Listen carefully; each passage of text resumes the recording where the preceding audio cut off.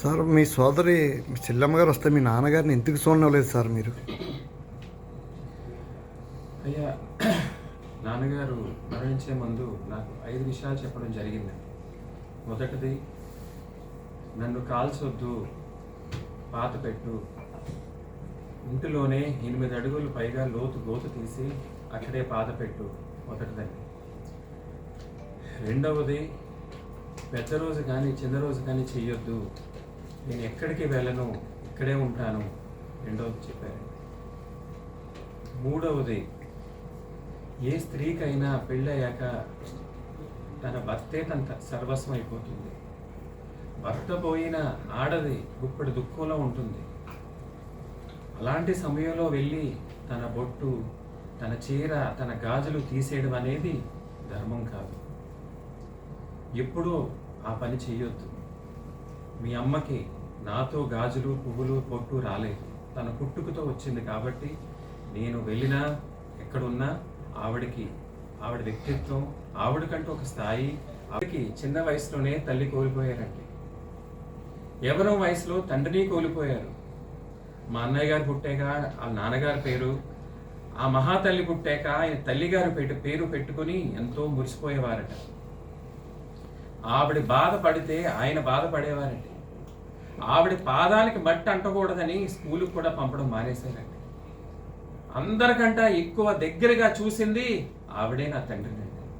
ఆయన గోరుముద్దలు తిని ఆయన చేతుల మీద పెరిగిన వ్యక్తి ఈరోజు ఆయన 300 సంవత్సరాలుగా మా కుటుంబం పరువు ప్రతిష్ట దాచుకుంటున్న దాన్ని రోడ్డుకి ఈడిచి తండ్రిని అనరాని మాటలంటే ఏ తండ్రి భరించగలడండి?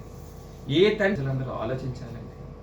కూలి పని చేసుకుండే తల్లిదండ్రుల దగ్గర నుంచి ప్రధానమంత్రి, అత్యంత కోటేశ్వరుల తల్లిదండ్రులకైనా ప్రతి ఒక్కరికి ఒక విలువలు ఉంటాయి, ఒక నమ్మకాలు ఉంటాయి, ఒక ప్రతిష్టలు ఉంటాయి ప్రతి కుటుంబానికి.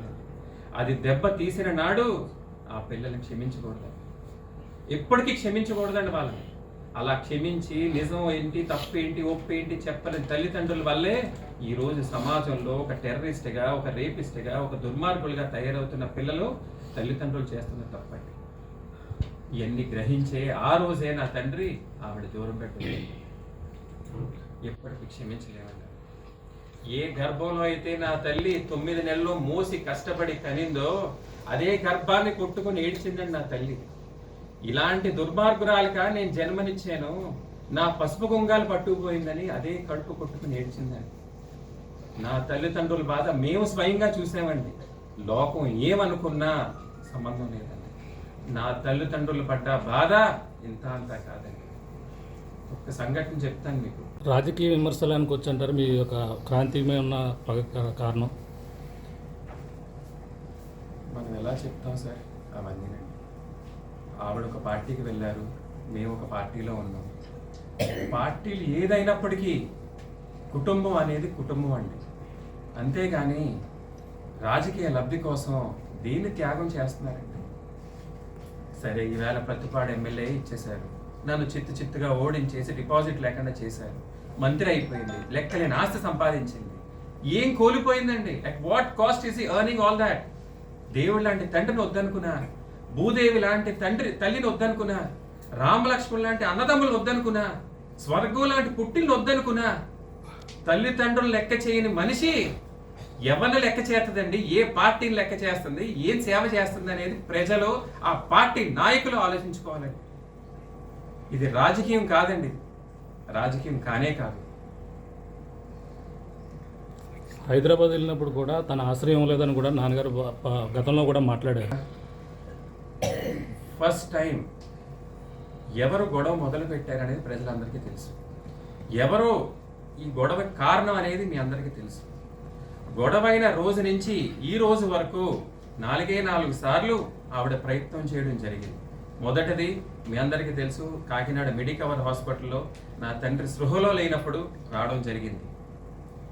2, యశోద హాస్పిటల్లో ఉన్నప్పుడు నా తండ్రి రూములో ఉన్నప్పుడు రావడం జరిగింది.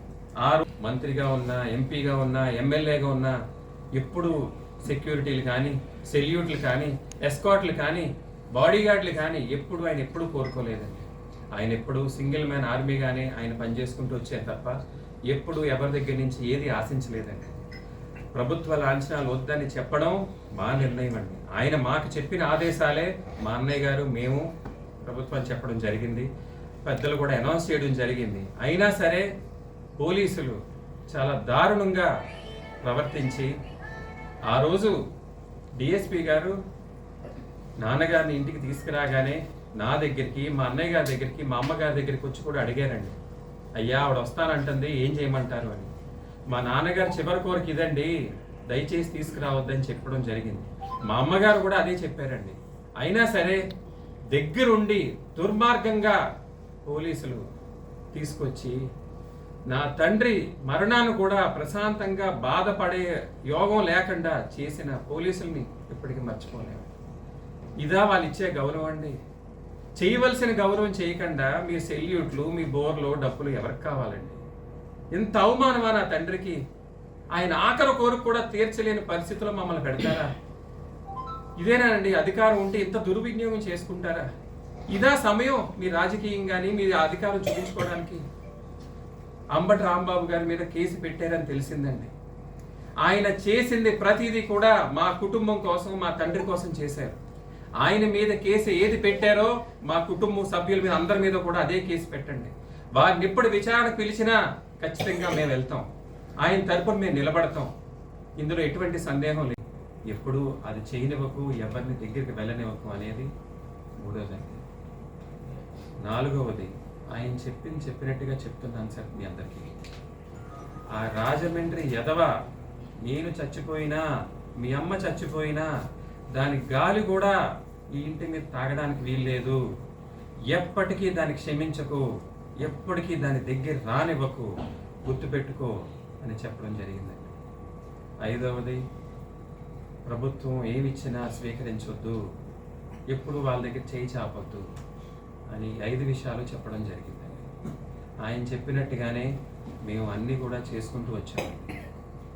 మా విషయం పక్కన పెట్టండి.